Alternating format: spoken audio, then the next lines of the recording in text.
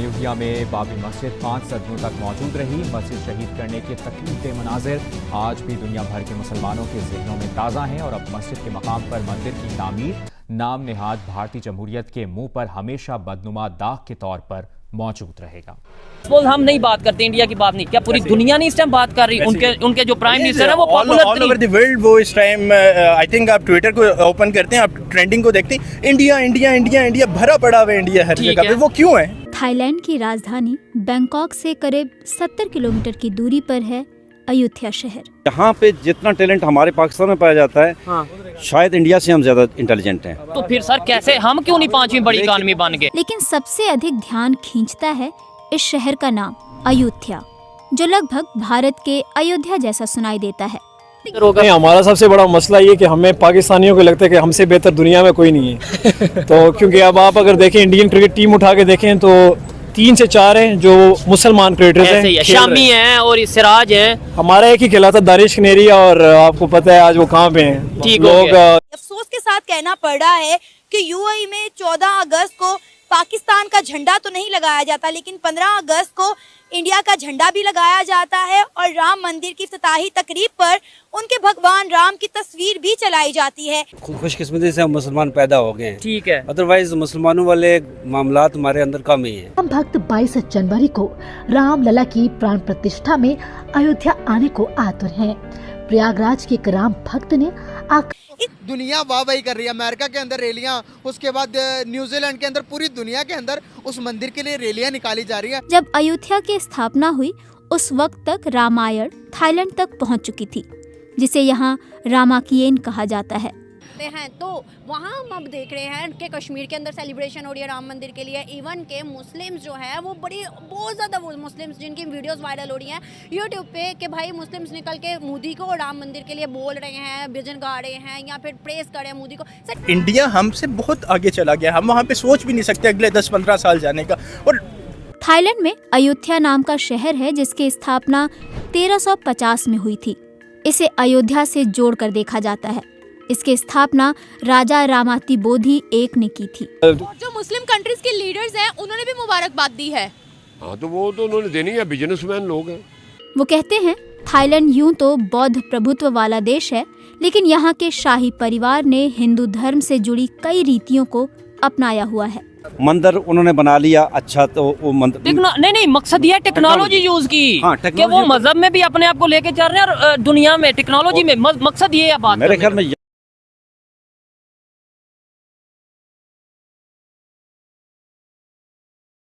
जय हिंद, नमस्कार दोस्तों।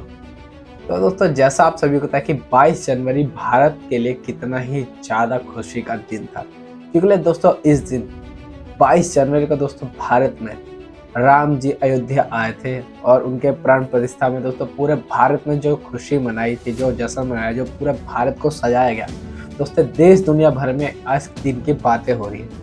और दोस्तों इस चीज़ से काफ़ी ज़्यादा यूपी के अंदर दोस्तों रोज़गार बढ़ गया था, क्योंकि दोस्तों वहाँ पे फूलों की इतनी ज़्यादा डिमांड बढ़ गई थी। पूरे मंदिरों को सजाया गया, जितने अयोध्या में मंदिर थे वहाँ पे सजाया गया।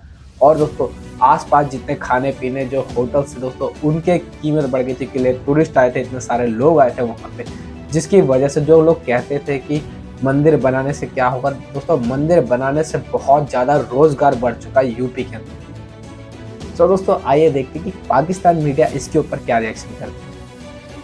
उन्होंने ये साबित किया, इस टाइम मंदिर भी बनाया और ये साबित किया कि हम चांद पे भी हैं और दुनिया पे भी, इधर ज़मीन पे भी जो हम अपना वर्क कर रहे हैं, हर फील्ड में हम बराबर चल रहे हैं।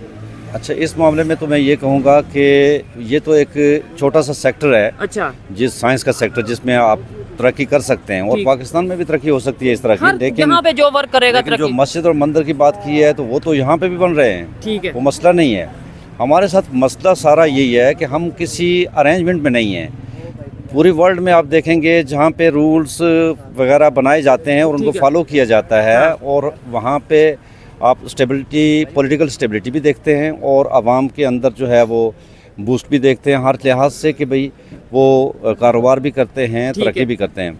और यहाँ पे नाइंसाफ़ी भी हो और सरेआम हो रहा हो और हर चीज़ यहाँ पे महंगाई पे देखें आप, यहाँ पे कंट्रोल कोई करने वाला नहीं है और हर बंदे के अपने अपने रेट्स हैं। ठीक है। अच्छा, तो आपने इस लिहाज एक बात से- सर की, आपने बोला कि भाई अगर वहाँ पे मस्जिद और मंदिर बन रहे हैं वो तो यहाँ पे भी बन रहे हैं। मुझे ये बताएं, पहले नंबर पे तो मंदिर की बात करें तो शायद नहीं बन रहे उस तरीके से, लेकिन मस्जिद की भी बात करते हैं। उन्होंने जो मंदिर बनाया उसमें ना स्टील यूज हुआ है ना आयरन, मतलब इसरो ने इस तरीके से उसे डिज़ाइन किया है। हमारे यहाँ पे कोई टेक्नोलॉजी में इस तरीके से मस्जिद बनी है? देखें जी, यहाँ पे तो पुराने जो आपने जो हमारी मस्जिदें हैं जी, वो तो एक बड़ा शाकार है उस दौर का। और फैसल उसमें- मस्जिद जी, की जी, अगर बात- जी फैसल मस्जिद देखें और उसके पुराने जो पुरानी मस्जिदें हमारी, ठीक है, जैसे बादशाही मस्जिद है, तो इस तरह तो बहुत सारी हमारे पास चीज़ें हैं, लेकिन इन चीज़ों पे हमारा कंसंट्रेशन करना या कोई अहमियत नहीं रखता। अच्छा, क्योंकि एजुकेशन के ऊपर अगर जो चीज़ इस वक्त रिक्वायर्ड है वो ये है कि हमें चाहिए इस वक्त फाइनेंशियल स्टेबिलिटी, ये चीज़ है और उसके वो लिए कैसे होगी? हमें चाहिए कि हमारे यहाँ जो है वो कारोबार चलें ठीक और है। आवाम की जो हालत है वो बेहतर हो, ठीक हो गया। उस तरफ अगर ध्यान हो तो मेरे ख्याल में ये सबसे अहम है इस वक्त। ये चीज़ है। प्रोसेस जो है वो लेकर चला जाता है, हालांकि काफी लंबा प्रोसेस आपको जो है वो देखने को मिलता है। मुझे सिर्फ यही लगता था कि जिन्होंने मूर्ति बनाई है उन्होंने बस सीधा जो है बेच दिया और वहां पर जो है स्थापित कर दी गई है। मुझे ये नहीं था मालूम कि इतना कुछ जो है वो किया जाता है। बिल्कुल, मैं कहूँगी कि इस एक इवेंट पे बहुत सारे लोगों को आई थिंक बहुत सारी नॉलेज मिली होगी। और जैसे अगर हम लोग तो अपनी बात करेंगे, क्योंकि हम लोगों ने इस प्रोसेस को जिस तरीके से समझने की कोशिश किया और स्टेप बाय स्टेप हमारे सामने वीडियोस आई हैं। थैंक यू सो मच कि आप लोग हम लोगों को ऐसी वीडियोस सजेस्ट करते हैं। सो प्राण प्रतिष्ठा से पहले जो स्टेप्स रहते हैं, बेसिक जो एक एलिमेंट मुझे लगा है, प्योरिटी जो है वो बहुत ज़्यादा मैटर करती है।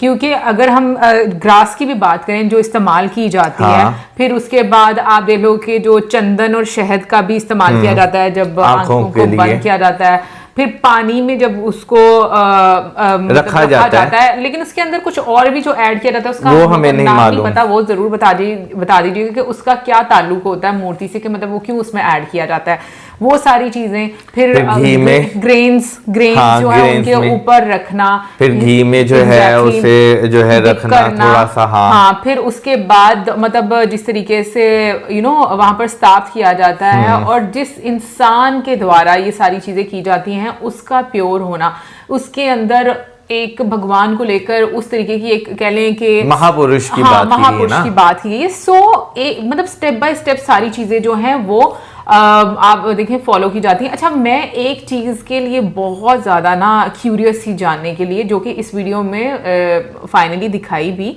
कि क्योंकि मैंने ये सुना था कि जब प्राण प्रतिष्ठा की जाती है सो उस टाइम पर जैसे उन्होंने बताया भी कि जो पुजारी जी हैं वो मंत्र चैंट करते हैं, और फिर उसके बाद जब उनकी आंखें खोल दी जाती है, जो पट्टी जो है वो उतारी जाती है और मिरर सामने रखा जाता है, सबसे पहले मूर्ति को ही मिरर में दिखाया जाता है, और जो वो मतलब उस एनर्जी से वो जो मिरर है वो ब्रेक हो जाता है। सो ये मेरे लिए सीरियसली बहुत ज़्यादा ना, मैं क्यूरियस इसको जानने के लिए, इनफैक्ट मैं ये बात सोच रही थी पता नहीं इंटरनेट पर ये अवेलेबल होगी या नहीं होगी ऐसी कोई वीडियो, क्योंकि मैंने ये सुना था कि ये मतलब काफ़ी ज़्यादा इसको ना मतलब कुछ लोगों की ही मौजूदगी में इसको किया जाता है और मतलब बाहर नहीं दिखाया जाता। हमने जो वीडियो देखी उसमें कुछ ही लोग थे, उसमें ज़्यादा लोग नहीं थे, इसीलिए मैं ना सोच रही थी कि पता नहीं वीडियोस बनती होंगी इसकी कि नहीं बनती होंगी, और फिर मैं ये बात भी सोच रही थी कि पता नहीं मैं कभी लाइफ में इस चीज़ को देख पाऊंगी या नहीं देख पाऊंगी, क्योंकि ये सारी चीजें जो हैं एनर्जी की अगर बात करें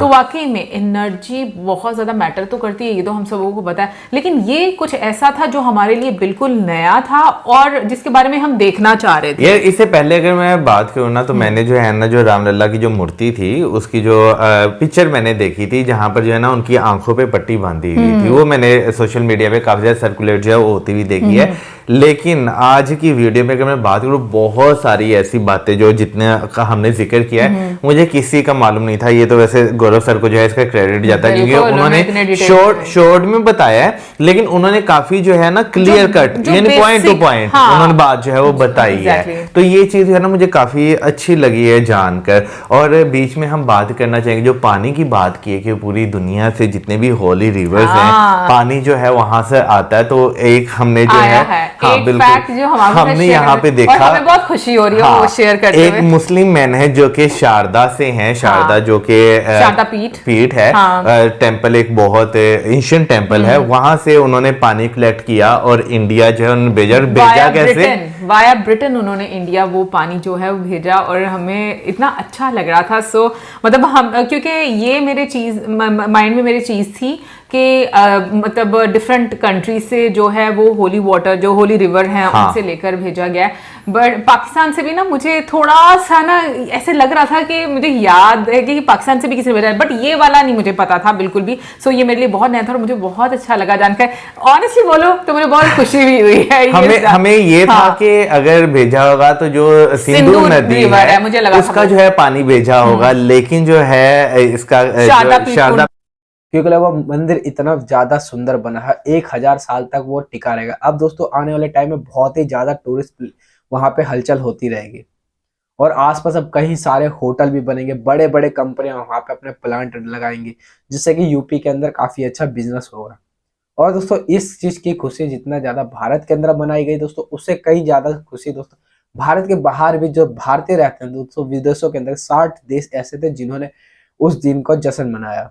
और दोस्तों थाईलैंड के अंदर तो दोस्तों आसमान के अंदर भगवा झंडा लहराया गया, जो कि कितनी ज्यादा प्राउड मूवमेंट वाली बात है। थाईलैंड जो कि जहाँ पे बुद्ध लोग ज्यादा रहते हैं, वहां पे भी भारतीयों का त्योहार मनाया जा रहा है। तो ये बहुत ज्यादा गर्व की बात है हम भारतीयों के लिए।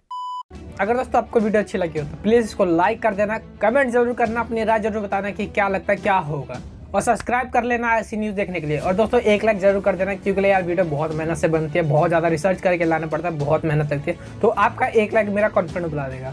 बाकी मिलता है अगली वीडियो में। जय हिंद, जय भारत।